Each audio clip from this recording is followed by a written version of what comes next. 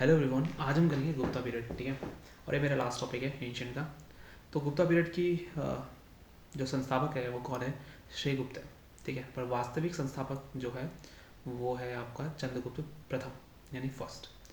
ठीक है, और इसी को गोल्डन एज बोला जाता है, क्लासिकल एज बोला जाता है। तो काफ़ी बहुत सारी मान्यताएं हैं इस चीज़ को लेकर।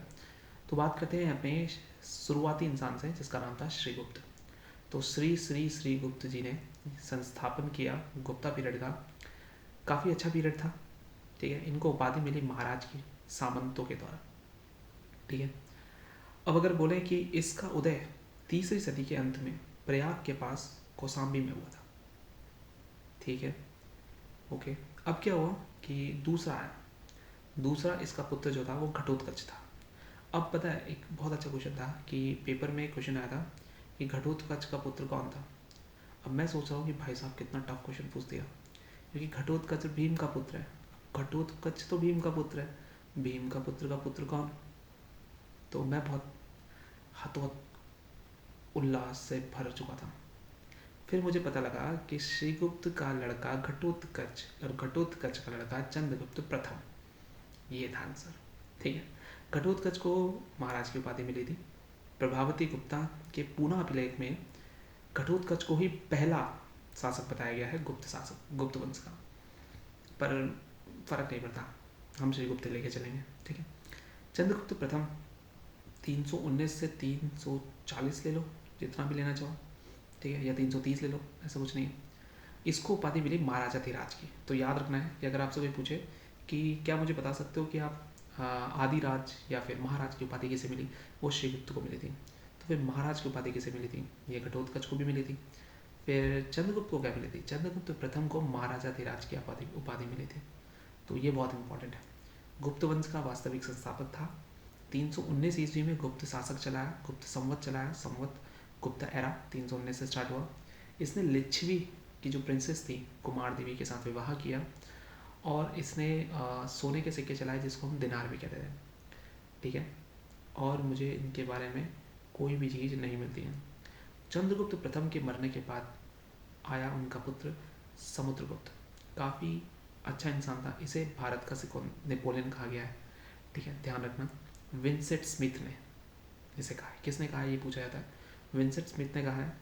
प्रयाग प्रशस्ति का एक लेख है, अशोक बाय हरि सिंह ने जो लिखा है, वहाँ पर समुद्र गुप्त का वर्णन मिलता है। उपाधि इनको काफ़ी मिली है, कविराज, विक्रमांक, ठीक है, पराक्रमांक, अश्वमेघकर्ता, इन्होंने अश्वमेघ भी किया है। ठीक है, इनकी जो मतलब इन्होंने जो भाषा है वो ब्राह्मी है, संस्कृत चंपू शैली में। ठीक है, और इनके सिक्कों पे वीणा बजाते हुए पिक है इनकी कॉइन में। तो काफ़ी इंपॉर्टेंट रूलर है। नेक्स्ट रूलर आते हैं प्रयाग प्रशस्ति। सॉरी नहीं, अभी नहीं। प्रयाग प्रशस्ति जो मैं बात कर रहा था वो कौसाम्बी में है। तो अकबर के समय जहांगीर जो है वो प्रयागराज लेकर आया था। कुल 33 लाइन लिखी हुई हैं, अशोका, चंद्रगुप्त, जहांगीर, और इसे कैप्टन ए ड्रायर ने खोजा 1834 में। ठीक है, फिर इसके बाद आया रामगुप्त। रामगुप्त माना जाता है कि काफ़ी वो था, क्या, कावड़ शासक था। इसने अपनी ही वाइफ ध्रुव देवी को सरेंडर कर दिया था। ठीक है, और बस इतना ही है इनके बारे में। पहला इंसान था जिसने कॉपर के कॉइन चलाए थे, तो वो रामगुप्त था। फिर आया चंद्रगुप्त द्वितीय। इसी ने अपने भाई की वाइफ से शादी की, ध्रुव देवी जो थी, जिसने सरेंडर किया था रामगुप्त ने। हो सिल्वर कॉइन हुए। सबसे प्रमुख स्रोत मेहरौली स्तंभ है इसका, चंद्रगुप्त द्वितीय का। फाहियान इसी के टाइम पे चाइना से आया था, फाइनांस चाइनीज़ है। और इन्होंने साख को हरा के सिल्वर कॉइन चलाए।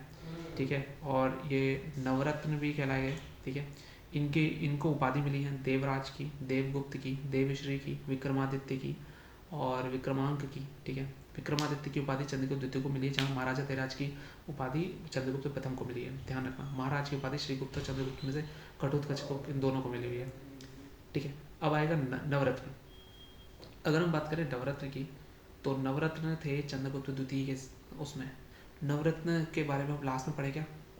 ठीक है, ठीक है, हम नवरत्न के बारे में थोड़ा सा देखते हैं, फिर मैं क्विकली एक समरी दूंगा। ठीक है, अभी पहले बेसिक देख लेते हैं, उसके बाद एक समरी में पूरा ख़त्म करूँगा। तो नवरत्न में कालिदास थे। कालिदास की कुछ रचनाएं हैं, जैसे कि ऋतुसंहार, मेघदूतम, कुमार संभव, रघु वंश समा, मालवा काग्निमित्र, अभिज्ञान शकुंतलम, विक्रम विक्रमार्षियम कुछ ऐसी नाम है। अमर सिंह था जो कोशकार था, ठीक है। धनवंतरी जो था वो चिकित्सक था। व्रह मीरा जो था खगोल शास्त्र था। अरोरची जो था व्याकरण था। घटाकरा कूटनीतिज्ञ था। शप्रांक अस्त्रो था। वेलभट्ट जादूगर था, जादूगर भी था भाई वेलभट्ट। शंकु वास्तु था। फिर उसके बाद आया कुमारगुप्त जो महेंद्र था, विलसड़ अभिषेक में पता है इसके बारे में। इसने नालंदा विश्वविद्यालय की नींव रखी थी, बौद्ध धर्म के बारे में है। माना जाता है कि सबसे ज़्यादा अभिलेख और सिक्के कुमारगुप्त ने चालू किए। फिर स्कंदगुप्त आया जिसके बारे में जूनागढ़ अभिलेख में ये कहते हैं कि इसने सुदर्शन लेक का पुनर्निर्माण करवाया था दूसरी बार। हून्स का आक्रमण इसी के टाइम पर भी हुआ था। और इस लास्ट देखा जाए तो विष्णुगुप्त था, ठीक है। अब कुछ इंपॉर्टेंट चीज़ें जैसे महरौली का आयरन पियर है विदिशा में, ठीक है। मृचातली का लव स्टोरी है चौरदाता और वसंत सेन के बीच में। दशावतार टेम्पल यूपी में, ईरान पिलर एमपी है भानुगुप्त का। कुछ टर्म्स हैं, ठीक है। अब हम थोड़ा सा, इतनी जल्दी तो मैं गुप्ता पीरियड ख़त्म नहीं करूँगा, अब सुनते जाओ। जो चीज़ मैं बताऊँगा ना वो बहुत काम की है, ठीक है। और सुनो फिर अब क्या है, सुनते जाओ, ठीक है। हुआ क्या, समुद्रगुप्त को जब अपना उत्तराधिकारी बनाया चंद्रगुप्त ने, क्योंकि चंद्रगुप्त प्रथम के बाद समुद्रगुप्त आया था, तो देखो तुम्हारा वो भी पता लगेगा कि कौन किसके बाद है। श्रीगुप्त, घटोत्कच, चंद्रगुप्त, समुद्रगुप्त, रामगुप्त, चंद्रगुप्त द्वितीय, खत्म। उसके बाद कौन है, विष्णुगुप्त सबसे लास्ट है, कुमारगुप्त, स्कंदगुप्त बचा, के पहले आता है, फिर ऐसा आएगा, ठीक है, सिंपल है। तो जब समुद्रगुप्त को अपना उत्तराधिकारी बनाया चंद्रगुप्त प्रथम ने, फिर उसने संन्यास ले लिया, ठीक है। और फिर अगर हम बताएं तो प्रयाग प्रशस्ति में समुद्रगुप्त के अमृत है। अब प्रयाग प्रशस्ति का इलाहाबाद में, ध्यान रखना, ठीक है। और बताते हैं तुम्हें चिंता मत करो। चंद्रगुप्त द्वितीय के 9 रत्न थे, सबको पता है। कालिदास, शंकु, शपणक, वरुचि, ब्राह्मीर, अमर सिंह, धनवंतरी, वेताल भट्ट और घटकरपर, ध्यान रखना। समुद्रगुप्त ने आर्यव्रत यानी उत्तर भारत के 9 शासकों को पराजित किया था। और इसी को विंसेंट स्मिथ ने क्या बोल दिया था कि भाई तुम तो नेपोलियन हो, पर भारत के। समुद्रगुप्त जो है वो प्रयाग प्रशस्ति में है। कुमारगुप्त जो है बिलसड़ में है। स्कंदगुप्त जो है स्कंद, ठीक है, नहीं बाहर नहीं आना है, स्कंद गंध आ रही है, अंदर जाओ, ठीक है। तो स्कंद से याद करेंगे। और समुद्रगुप्त जो था वो कवि भी था। समुद्रगुप्त जो वो कवि भी था, तभी इसकी जो वीणा बजाते हुए आई है, फोटो पे आई है, ठीक है। हाँ, मेघवर्मन ने क्या हुआ, समुद्रगुप्त से कहा कि सर मैं क्या एक मंदिर बना लूँ, बौद्ध मंदिर, प्लीज़ प्लीज़ प्लीज़ प्लीज़। तो उन्होंने कहा ठीक है चल बना ले, अब तू क्या करेगा। शकों को हराने के बाद चंद्रगुप्त द्वितीय ने विशेष चांदी के सिक्के भी चलाए थे, ठीक है, ओके। और बताओ, रुद्रसेन के मरने के बाद चंद्रगुप्त द्वितीय ने अपनी दूसरी राजधानी उज्जैन में बनाई। अब तुम कहोगे कि रुद्रसेन कौन था, ठीक है, रुद्रसेन वकाटका का साथ था कुछ, ठीक है। इसके बारे में भी डिस्कस करेंगे बाद में जब हम बाकी डायनेस्टी पढ़ेंगे। और चीनी यात्री आया था, सबको पता है।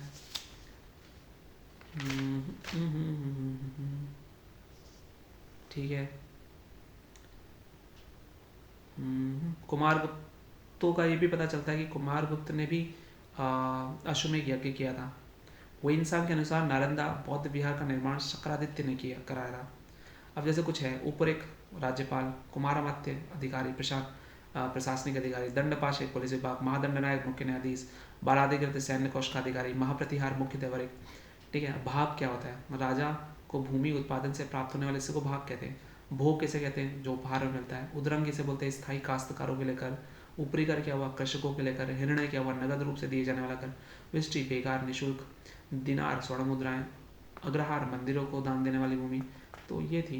गुप्त काल में भू राजस्व 1/4 से 1/6 कर लिया गया, तो काफ़ी अच्छा था लोगों के लिए। 1/6 कम होता है, ठीक है, ठीक है। गुप्त वंश का राजकीय जो चिन्ह था वो गरुड़ था, ठीक है।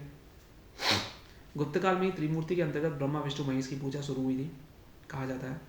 और विष्णु ध्वज की स्थापना चंद्रगुप्त द्वितीय ने विष्णुपद पर्वत पे की थी। अब जैसे कुछ कविताएं, जैसे विष्णु शर्मा ने क्या लिखी है, पंचतंत्र लिखी है, ये पता होना चाहिए तुम्हें, नहीं पता क्या। कालिदासन तुम्हें मैंने बहुत सारी चीज़ बताई। भौमिक रावण जी जूनियम लिखी है। विशाख दत्त ने मुद्रा राक्षस देवी चंद्रगुप्तम भी लिखी है। भारवी की किराता जूनियम ये लिखी हुई है, ठीक है। अमर सिंह अमरकोश, ठीक है। मंदिर है, जैसे पार्वती मंदिर है, नचना कुठार दशावतार देवगढ़ में है, यूपी में है। और भीतर गांव का मंदिर है, कानपुर में है, ठीक है। और ठीक है, काफ़ी है। तो ये रहा आपका गुप्ता। तो चलिए आज हमारा गुप्ता खत्म होता है। उसके बाद पुष्यमित्र संघ आएगा, क्या है, पुष्यमित्र संघ सुंग, ये पुष्यभूति वंश की स्थापना करेगा, और ये हम पढ़ेंगे लेटर गुप्ता में। और काफ़ी इंटरेस्टिंग चीज़ें पढ़ने वाले हैं हम। पुष्यभूति वंश ज़्यादा नहीं है, कम ही है, ठीक है। पुष्यभूति वंश जो है हर्षवर्धन को लेकर आएगा। हर्षवर्धन पुष्यभूति वंश नहीं, ये हम इसको अच्छे से पढ़ेंगे, ठीक है। इसको मैं बहुत डिटेल में जाऊँगा। दो हम मेडिवल स्टार्ट करेंगे, जिस मेडिवल में हम इसको डिटेल में जाएंगे। तो मैंने सारे के सारे एंशिएंट ख़त्म कर दिए। अब आपको करना क्या है, इन वीडियोस को शुरू से लेकर लास्ट तक सिर्फ देखना है, ऐसे ऐसे ऐसे करके, ऐसे ऐसे ऐसे करके देखना है।